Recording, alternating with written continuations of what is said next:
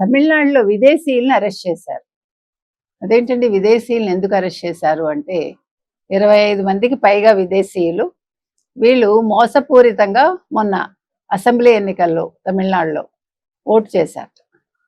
ముఖ్యంగా అంటే తమిళనాడు మూలాలు ఉన్న వాళ్ళు లేదు వేరే దేశాలకు చెందిన వాళ్ళు ఇక్కడికి వచ్చి వాళ్ళు మళ్ళీ తిరిగి వెళ్ళిపోకుండా వాళ్ళ దగ్గర ఓటర్ ఐడీలు అవి కరెక్ట్గా లేవు, అదే దొంగ పత్రాలతో వాళ్ళు ఓటు వేయడం జరిగింది.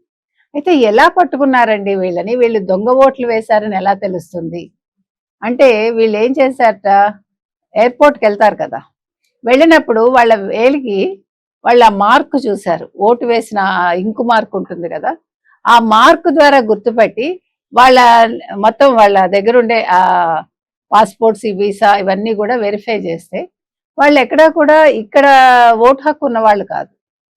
అయితే ఓటు హక్కు ఉంటే మనం వేయచ్చు 20A ప్రకారం, కానీ వీళ్ళు అలా లేకుండా వీళ్ళు ఇక్కడ ఉండిపోయి ఓటు వేసేసి వెళ్ళిపోదాం అనుకున్నారు.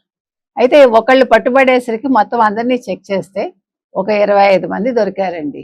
అంటే బ్రిటిష్ పౌరసత్వం ఉన్నవాళ్ళు, అమెరికన్ పౌరసత్వం ఉన్నవాళ్ళు, ఇలా వివిధ కంట్రీల నుంచి, ముఖ్యంగా ఎక్కువ మంది శ్రీలంక నుంచి ఉన్నారు. ఆ శ్రీలంక